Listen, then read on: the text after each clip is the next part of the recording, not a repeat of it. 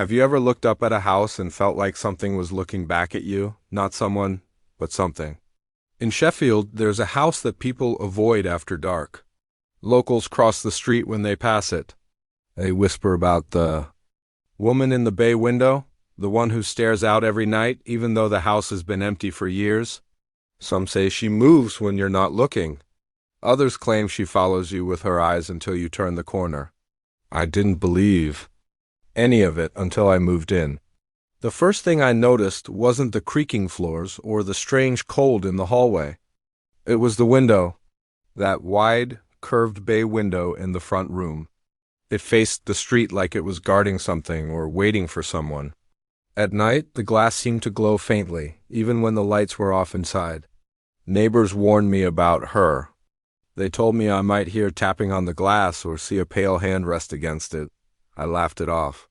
I thought they were just trying to scare the new guy. But then, on my third night, I saw her. If you think you know how a haunting works, stay until the end. I'll tell you what I saw in that window, and why I will never, ever walk past that house after midnight again. I woke up that night to the sound of rain against the roof. The kind of soft, steady rain that makes the world feel far away, but there was another sound under it, a faint tap. Tap, tap, dot. At first, I thought it was just water dripping from the gutter. Then I realized it was too slow, too deliberate. I got out of bed and walked down the narrow hallway. The air felt heavy, like I was pushing through it. As I stepped into the front room, the tapping stopped. The street outside was empty. Only the dim orange glow from the street lamp lit the wet road. But my eyes kept drifting to the bay window. There was a shape there. Not clear, not solid, more like a shadow in the glass. It was the outline of a woman's head and shoulders. She wasn't facing me. She was looking out toward the street. I blinked and she was gone. The rain kept falling, but the glass stayed bone dry. I told myself it was a trick of the light. But later that night, as I was drifting back to sleep, I heard it again. Tap, tap, tap. This time, it came from inside the glass. Asterisk, asterisk, I froze in bed. The sound was so soft, but in the quiet, it felt loud. It wasn't random. 3 taps. A pause. 3 taps again, dot. My first thought was that someone was trying to get in. But that made no sense. The bay window didn't open. It was sealed shut, the paint around the frame thick and old. I forced myself to get up. My heart was pounding in my ears as I stepped into the front room. The street lamp's glow spilled across the carpet, but the rest of the room was dark, and then I saw her. She was standing inside the window. Not behind it, inside it. Her face was pale, almost gray. Her eyes were fixed on something far away, like she didn't see me at all. Long, thin hair clung to her face as if it were wet. Even though the air inside was dry, I opened my mouth to speak. But before a word came out, her head turned, slowly, until her eyes met mine. That's when the glass between us fogged up. From her side, and in the fog, a single word appeared, written by her fingertip. Stay. Asterisk, asterisk, my stomach dropped. The letters were shaky, uneven, as if her hand trembled while she wrote. The moment she pulled her finger away, the word began to fade. But she didn't move. She kept staring at me, her eyes dark and unblinking. I wanted to back away, but my feet wouldn't listen. It felt like the room had swallowed me, like I couldn't leave even if I tried. Then, without warning, her mouth began to move, slowly, soundlessly. Her lips formed words I couldn't hear, but I could see them. Over and over, don't go. A sudden rush of cold air hit the back of my neck. It wasn't from the window, it came from behind me. The hallway, I spun around, nothing, just the dark, narrow passage leading to my bedroom. When I turned, she was gone, no face in the window.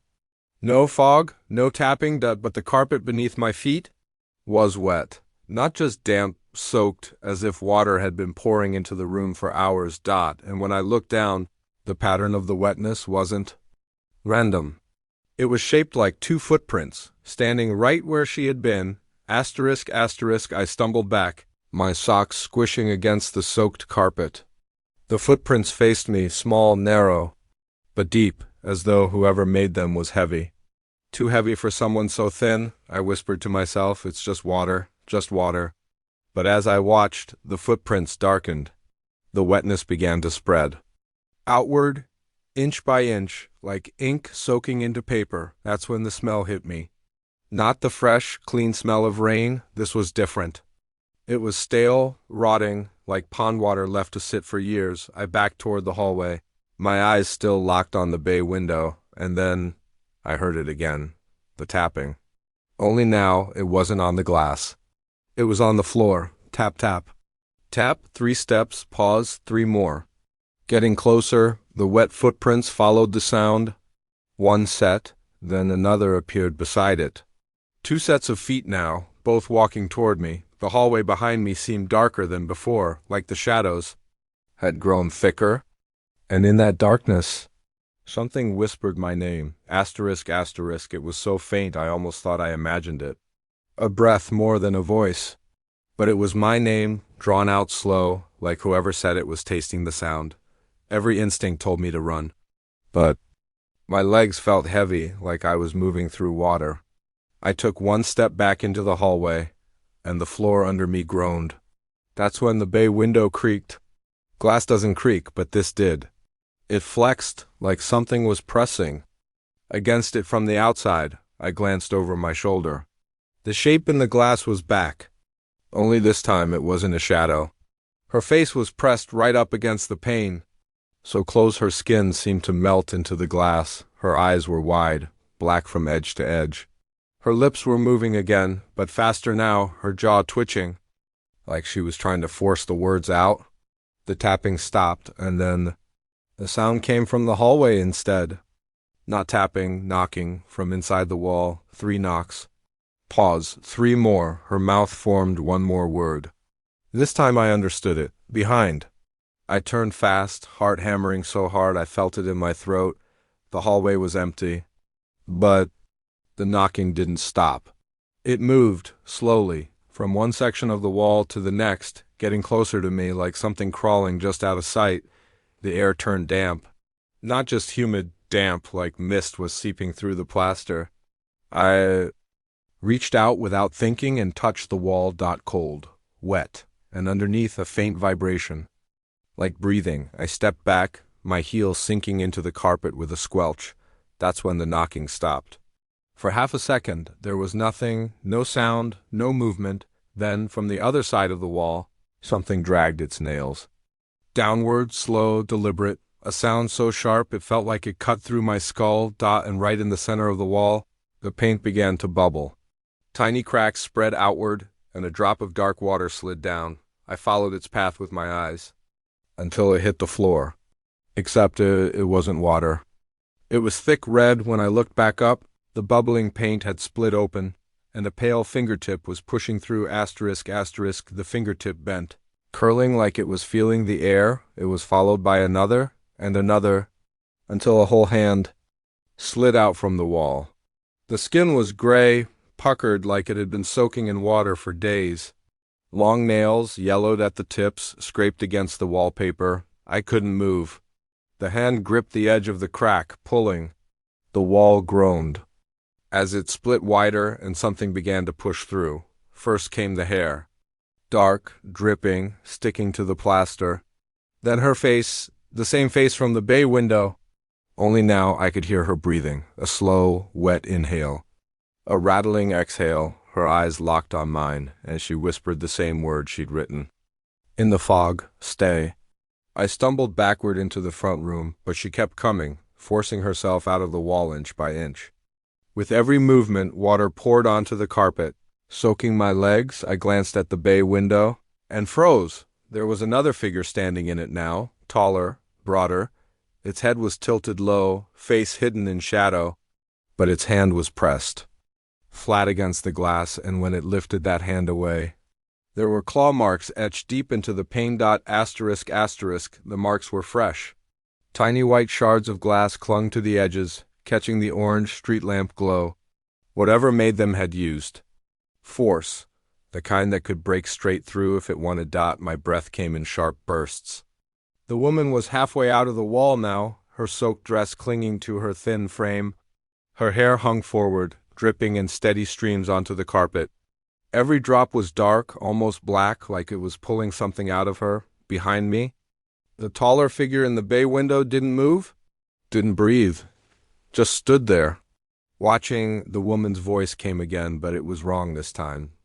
Deeper, like two voices speaking at once. You let it in. The room seemed to bend. Around me, the shadows stretching, the ceiling feeling lower. I could hear something else now. Faint but steady, the sound of footsteps upstairs, slow, heavy, pacing back and forth above my head. The woman's head snapped toward the ceiling. Then back at me. Her lips curled into a thin, unnatural smile. They're already here. And then the lights went out. The darkness was absolute. No glow from the street lamp. No faint reflection in the glass. It was like the house had been swallowed whole. I couldn't even see my hands in front of me. But I could hear them. Not one set of footsteps anymore. Many above me. Behind me, some slow and deliberate, others dragging, scraping along the floor. The smell of stagnant water thickened until I gagged. It filled my nose, my throat, like I was breathing the bottom of a lake. Then a whisper, right by my ear, not hers, deeper, men's voices. More than one. Each saying something different, fast, almost chanting. I spun toward the sound. But the floor beneath me was no longer carpet. It was cold, smooth, and when I touched it, water rippled outward, like I was standing in a shallow pool, somewhere in front of me, glass shattered. A rush of damp air hit my face, and I knew without seeing that the bay window was open. The voices stopped, silence, and then, from the direction of the window, a single sound, a slow, wet step. Into the room. Asterisk, asterisk, the step was followed by another. Then another. Each one heavier than the last, sending tiny waves across the water at my feet. I backed away, my hands out, feeling for the wall. But the wall wasn't there. My fingers met only air. A faint shape emerged in the darkness, taller than the woman. Its shoulders were broad, hunched forward, like it had to bend to fit inside the room. The smell coming from it was worse than. The water, sharp, metallic, mixed with decay, I could hear its breathing now. A deep inhale that seemed to pull the air from my own lungs, followed by a low, rattling exhale, stopped a few feet from me. Then something else moved in the water behind it. Small, quick splashes, like bare feet running in circles. The taller figure tilted its head. The sound of bones creaking echoed in the dark. Then, in the faintest voice, it spoke. You saw her. It took another step forward, and I felt the water rise around my ankles. Somewhere off to my left, the woman's voice answered, not to me, but to it, he stays. And in that moment I realized something cold and heavy had wrapped around my wrist and was pulling me down. Asterisk, asterisk, I thrashed hard, splashing in the dark water, but whatever held my wrist was strong. Its grip was ice cold, the fingers long and bony, digging into my skin. I yanked back, but it only pulled harder, dragging me down until the water reached my knees. The tall figure didn't move. It just stood there, its face still hidden, watching me sink. From somewhere below the surface, bubbles rose, slow, deliberate, and then another hand shot up, grabbing my other wrist. This one was smaller, but the nails bit into my flesh like hooks. I lost my balance and fell forward. My face hit the water, but it wasn't water anymore. It was thick, slimy. It clung to my skin, pulling me deeper. I tried to scream, but it filled my mouth. It tasted of rust and rot. Through the blur I saw her again, the woman from the bay window. She was under the surface, her hair floating around her like ink in water. Her eyes were wide open, staring right into mine. She mouthed one word. The same one she'd written, stay, and then she smiled. As more pale hands began to reach for me from the dark below, asterisk, asterisk, the hands slid over my arms, my shoulders, my throat. Some were soft and limp, others rigid like bone under cold skin. They weren't just holding me, they were pulling me downward, deeper into that black, suffocating liquid. My chest burned. Every instinct screamed to fight, to kick, to claw my way back up, but the more I struggled, the tighter they held.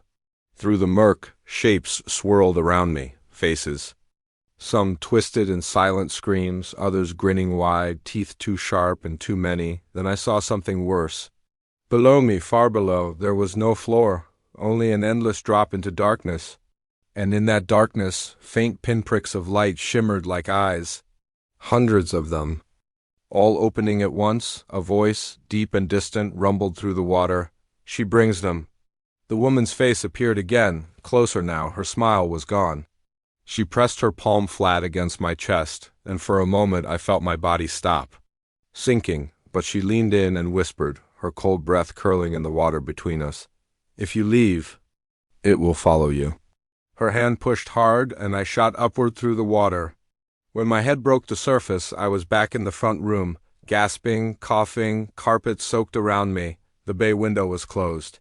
The lights were on, and the house was silent except for 3 slow taps on the glass. From the inside, asterisk, asterisk, I turned toward the sound, every muscle tight. The bay window looked empty, no woman, no shadow, nothing. But the tapping kept going. 3 taps, pause, 3. More. I stepped closer, my socks squelching in the soaked carpet. The street lamp outside was back on, throwing its orange light across the glass, and that's when I saw it, a handprint, pressed flat against the inside of the window. Water dripped from each finger, running down in thin streams, then right in. The center of the handprint, a second one appeared, larger, the fingers longer, the palm broader. The tall figure's hand.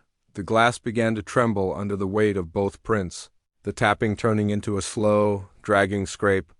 The sound cut through my skull, made my teeth ache. I took another step back.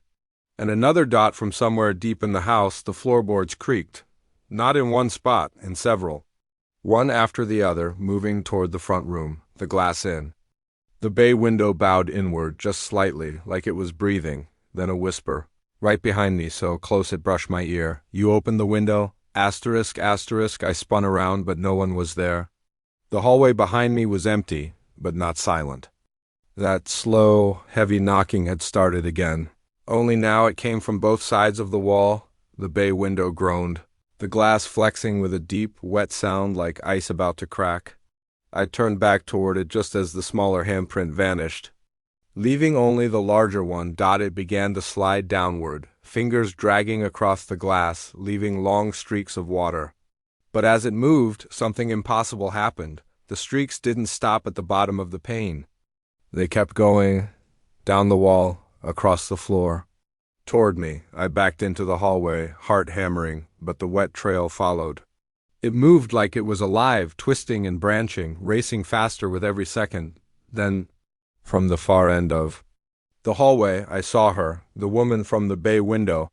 She stood perfectly still, head tilted, hair hanging forward. Her dress dripped black water that pooled at her bare feet. She lifted one hand, slowly, and pointed at me. Her lips moved, and though her voice was no more than a breath, I heard it clear as day. "You can't leave now." And behind her in the dark, something much taller began to unfold itself from the ceiling. Asterisk, asterisk, its movements were slow, deliberate, like it was savoring every second before stepping into view. First came the hands, huge with long, jointed fingers, that bent the wrong way. Then the shoulders, hunched so high they nearly brushed the ceiling. Its head hung low at first, then tilted upward just enough for me to see a sliver of its face. No eyes. Just skin stretched tight over bone, pale and glistening like wet paper, and where a mouth should have been, a dark, vertical slit that pulsed as it breathed. The woman didn't move. She stayed perfectly still as the thing reached for the wall.